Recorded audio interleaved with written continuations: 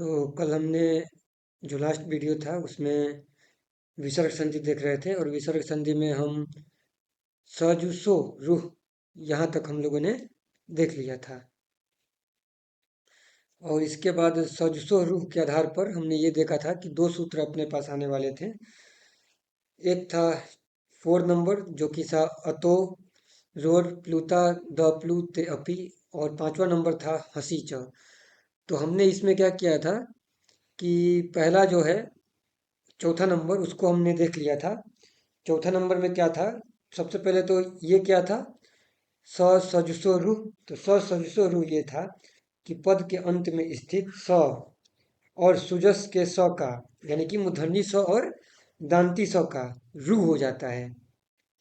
यही सजुसो रूह था, यानी कि पद के अंत में अगर दांती स हो अथवा मूर्धन्य स हो तो रूह हो जाता है। हाँ, अब रूह होने के बाद अलग अलग चीजें भी थीं।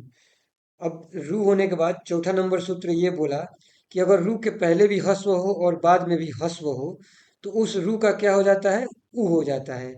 इसके आधार पे हमने दो एग्जाम्पल कल देखे थे। अब हम लोग को यहाँ पे क्या करना है कि 5वां नंबर देखना है। 5वां नंबर जो हसी च है उसका देखना है कि उसका मतलब क्या होता है। तो उस चीज को ध्यान से देखते हैं कि हसी च क्या बोल रहा है। तो हसी च में भी जो बात है ये वो यह है कि ये जो सूत्र है यह भी एक प्रकार से सजुसो रूह के बाद ही उपयोग होगा। यानी कि सजुसो रूह जो है उसके बाद ही प्रयोग होगा। यानी कि सबसे पहले तो दांती स, और जो क्या था यहाँ पर दो चीजें थी, दांती स और मूर्धन्य स रूह में बदल जाएगा, उसके बाद ही हसी च अप्लाई होगा, जैसे कि चौथा नंबर अप्लाई हो रहा था। तो इस चीज को हमें ध्यान रखना है। अब ये चूंकि डायरेक्ट है इसलिए इसको अभी यहाँ पे दिखा रहे हैं, क्योंकि इसके बाद भी इसका उपयोग होना है। तो वो क्या है, ध्यान से देखते हैं यहाँ पे। तो यह सूत्र क्या बोल रहा है कि अभी पहला नंबर जो हसी च अपना सूत्र है, हसी च, ये भी सजुसो रूह के बाद ही अप्लाई हो रहा है। और ये बोल रहा है कि रूह के पूर्व आकार रहने पे, ऊपर में क्या था, इसमें था रू के पूर्व में भी हस्व था और बाद में भी हस्व था। हसी च में क्या हुआ कि रू के पूर्व क्या रहना चाहिए, आकार रहना चाहिए। क्या रहना चाहिए, आकार, मतलब आ वाला चीज रहना चाहिए। और बाद में हस प्रत्याहार रहना चाहिए। क्या रहना चाहिए, हस प्रत्याहार। रू के पहले आकार रहना चाहिए और बाद में हस प्रत्याहार रहना चाहिए। इस स्थिति में भी रू का क्या हो जाता है, ऊ हो जाता है। जैसे ऊपर में ऊ हुआ था कि पहले हस्व रहे और बाद में हस्व रहे तो फिर रू का ऊ हो जाता था, तो उसी हिसाब से यहाँ पर भी अगर रू के पहले आकार रहे और बाद में हस प्रत्याहार रहे तो रू का ऊ हो जाएगा। आकार का तो क्लियर है, या तो अ रहेगा या तो आ रहेगा, ये होता है। हस प्रत्याहार में क्या क्या आता है, इस चीज को हम लोग यहाँ पे देखते हैं। हस प्रत्याहार, तो हस प्रत्याहार को अगर हम देखेंगे तो यहाँ से शुरू हो रहा है, हयवर ल यमन, ये हो जाएगा। मतलब इसमें पूरा चीज बहुत ज्यादा ही आ जाएगा, यहाँ तक ही आ जाएगा, ठीक है।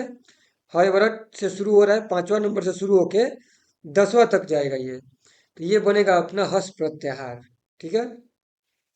तो इसमें भी रू का क्या हो जाएगा, ऊ हो जाएगा। अब एग्जाम्पल से इसको देखते हैं।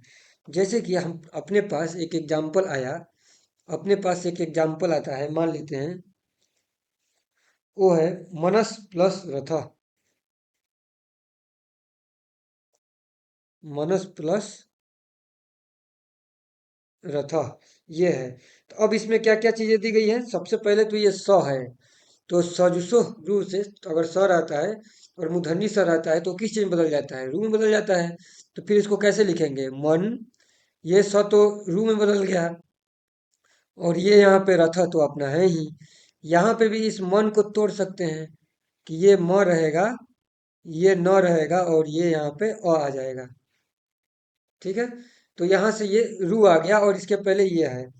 तो अब ये हसी च सूत्र देखते हैं इसमें लग सकता है कि नहीं। रू तो आ गया और पहले अकार है यहाँ पे अ है, रू के पहले अ है तो आकार है, और बाद में र है। तो क्या र हस प्रत्याहार में है, एक बार देख लेते हैं। क्या र हस प्रत्याहार में है, तो है यहाँ पे। हय वरट में र है, तो है व्रत में र है तो हस प्रत्याहार में है, तो यानी कि अब ये रू जो है किस चीज में बदल गया, ऊ में बदल गया। तो अब इसको हम लोग कैसे लिखेंगे, यहाँ पे म तो पहले से था, न हलंत था, और यहाँ पे अ था, और फिर ये तो अपना रथा है ही। तो अब ये अ और उ, ये आपस में इनमें कौन सा संधि हो जाएगा, गुण संधि। और गुण संधि से क्या बन जाएगा, ओ बन जाएगा। तो जब ऐसा हो जाएगा तो म न में के साथ ओ मिलके मनो रथ, तो ये हो गया अपना यहाँ पर कंप्लीट, मनोरथ। तो ये हो गया अपना पहला एग्जाम्पल, ठीक है।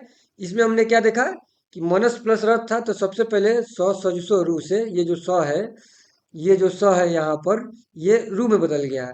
और जब वो रू में बदल गया तो फिर हंसी च से, चूंकि पहले में आकार था अ, रू के पहले आकार था और बाद में र था जो कि हस प्रत्याहार का था, इसके वजह से ये जो रू है वो किस चीज में बदल गया, ऊ में बदल गया।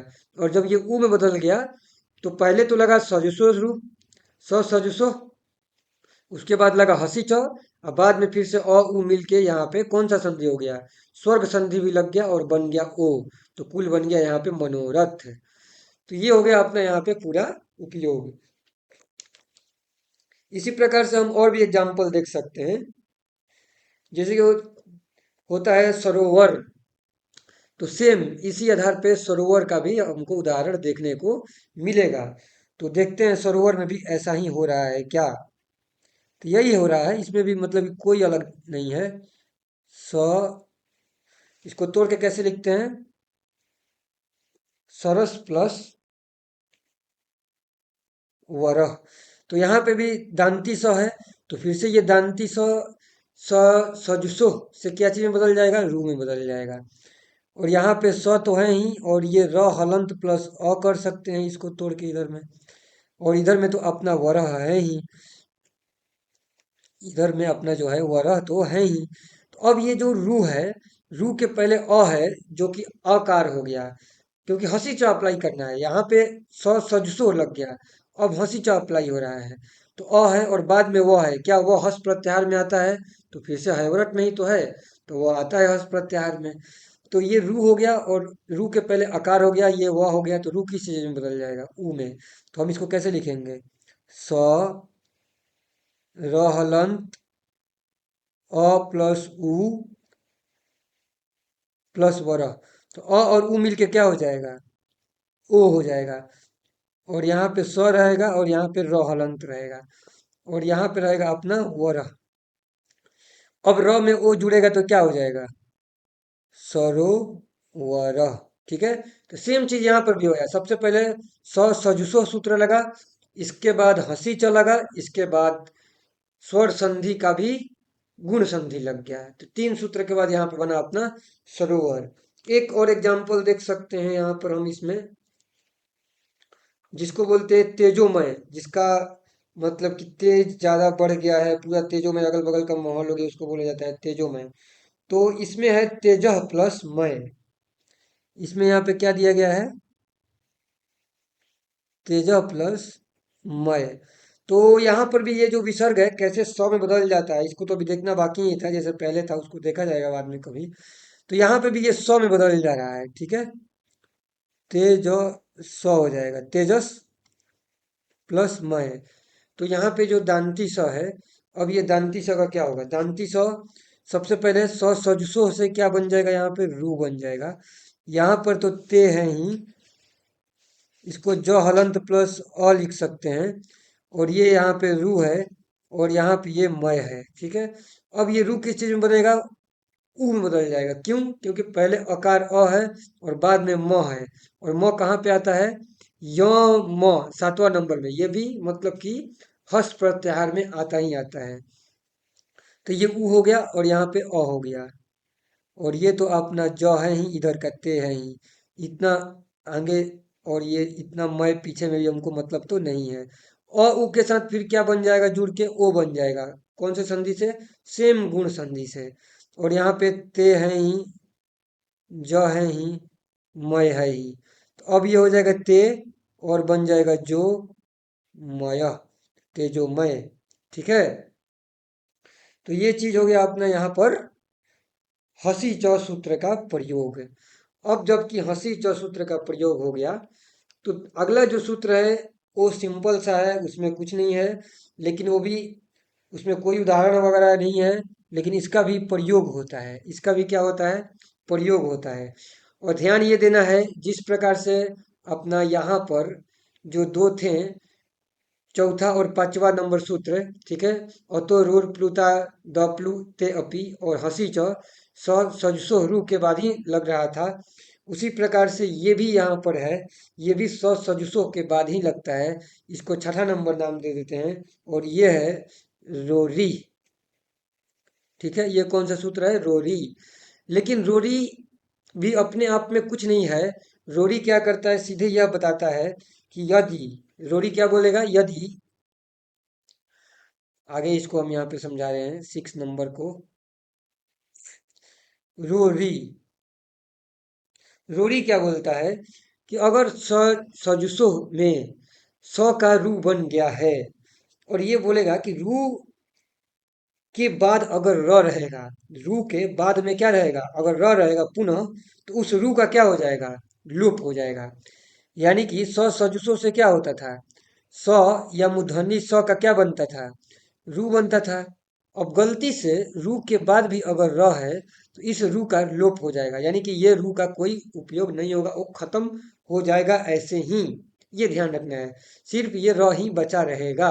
ये रूढ़ी सूत्र हो रहा है, बाकी कुछ नहीं। इसके बेसिस पे डायरेक्ट कोई एग्जाम्पल भी नहीं है।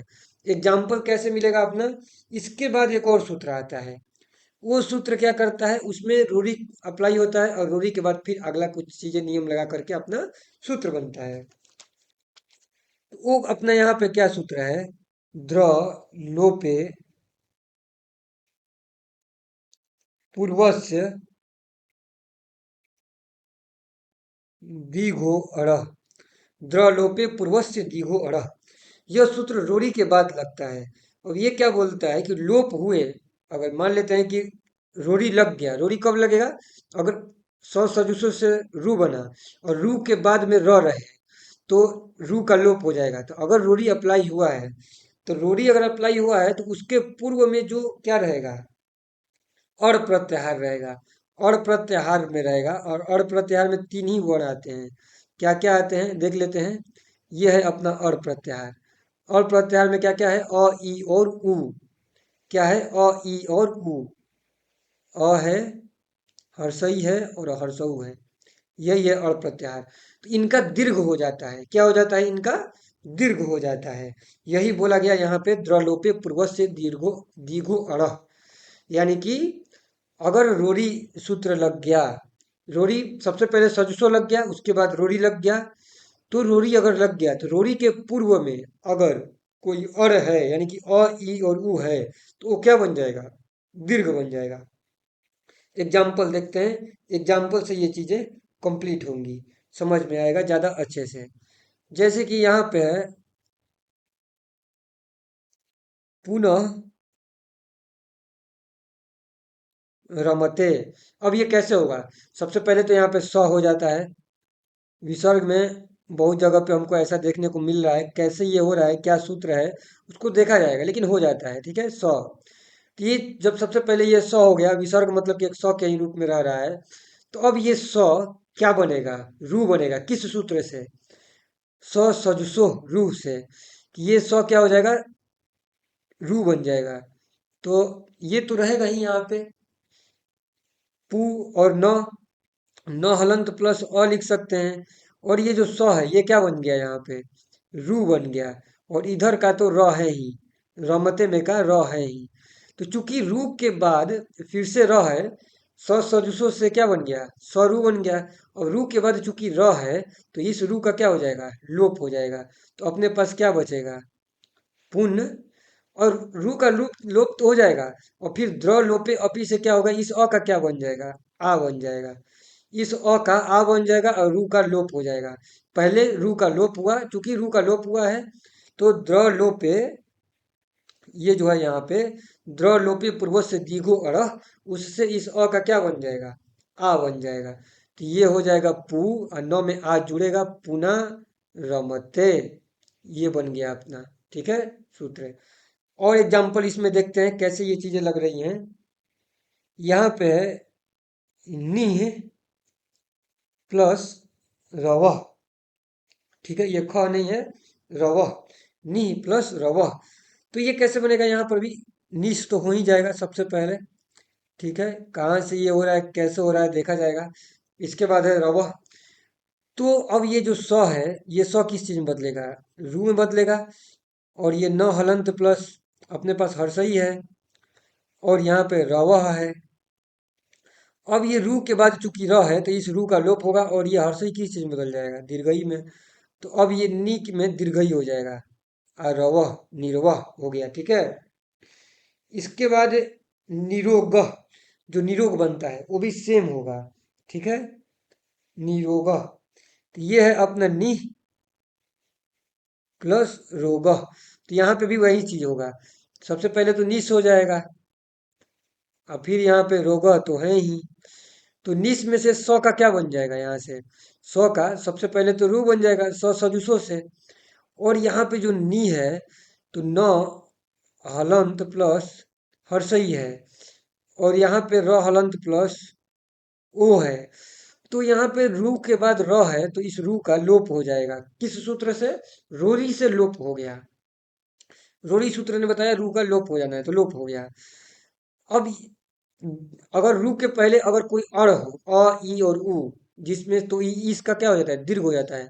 तो हर्षई का क्या बन जाएगा? दीर्घई। तो ये हो जाएगा नी, और ये हो जाएगा र। ये क्या हो जाएगा? यहाँ से र में अ जुड़ा हुआ है, तो नी रो गह, तो वो जुड़ा ही रह जाएगा यहाँ पे, तो निरोगह। इस प्रकार से ये अपना 7वां नंबर द्र लोपे पूर्व से दीघो अड़ह देखा। तो अब ये अपना यहाँ पे जो मेन है, इस सूत्र से जो शुरू हुआ था, स सजुसों से खत्म हुआ। तो स सजुसों के आधार पे तीसरा नंबर से शुरू होकर के हमने देखा 7वां नंबर तक सूत्र चलते रहा। इसके बीच बीच में न जाने और भी कितने कितने सूत्र साथ साथ में लगे, ये भी हम लोगों को ध्यान पे रखना था, क्योंकि ये अकेले नहीं लग रहा था, बहुत सारे चेन रिएक्शन कर करके ये सूत्र जो है अपना लग रहा था। तो इस चीज का हम लोगों को ध्यान रखना है। एक बार जल्दी से देख लेते हैं।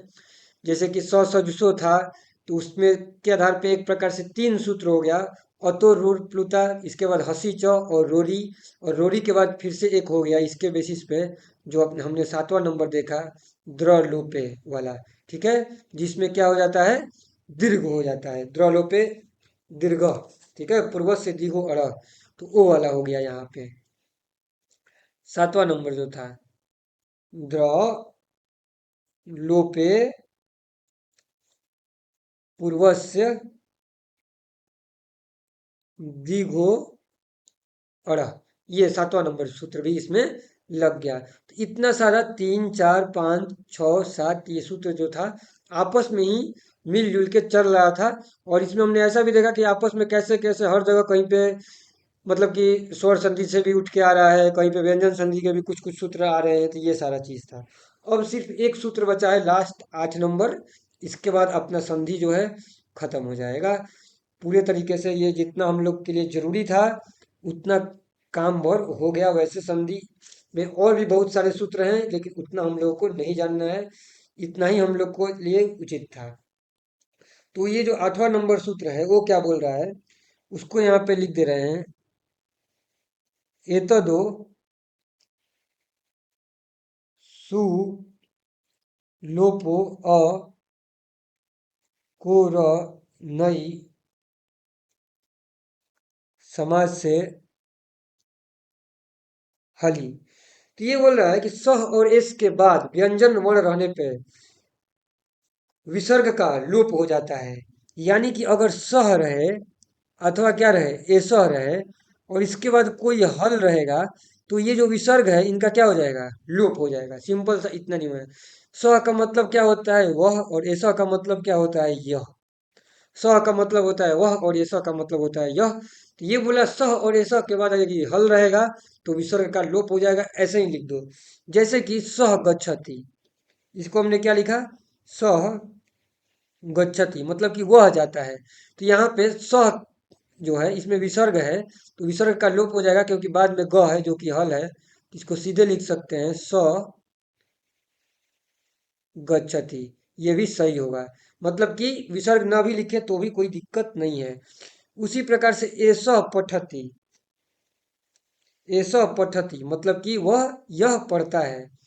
एषः पठति यह पढ़ता है। इसमें भी हम विसर्ग का क्या कर देंगे, लोप कर देंगे। सीधे क्या लिख देंगे, एस पठति यह पढ़ता है। विसर्ग का लोप हो जाएगा। सह लिखति वह लिखता है। स लिखति, इसको भी क्या लिख देंगे, स लिखति। ये किस सूत्र से हो रहा है, तो ये इसी सूत्र से यहाँ पे अपना हो रहा है। ये तो दो सुलोपो अकाराय नई समाज से हली, इस सूत्र के बेसिस पे ये अप्लाई हो रहा है। तो अभी तक हम लोगों का जो पूरा इस सूत्र के साथ ही जो अपना है पूरा संधि समाप्त हो गया। हम लोगों ने इसमें लगभग लगभग 7-8 वीडियो हुए और ये पूरा जो संधि है कंप्लीट हो गया। पहले वर्ण विचार और संधि, ये एक प्रकार से संस्कृत व्याकरण का फंडामेंटल है, मूल है। अगर ये नहीं समझ में आएगा तो संस्कृत व्याकरण नहीं समझ में आएगा। अगर थोड़ा सा भी हम समझना चाहते हैं तो इनको कुछ हद तक समझना, याद रखना बहुत ही ज़्यादा आवश्यक है। क्योंकि इसी के आधार पे वाक्य बना पाएंगे, संस्कृत को पढ़ पाएंगे, लिख पाएंगे, समझ पाएंगे। तो ये चीज़ें यहीं पर समाप्त होती हैं।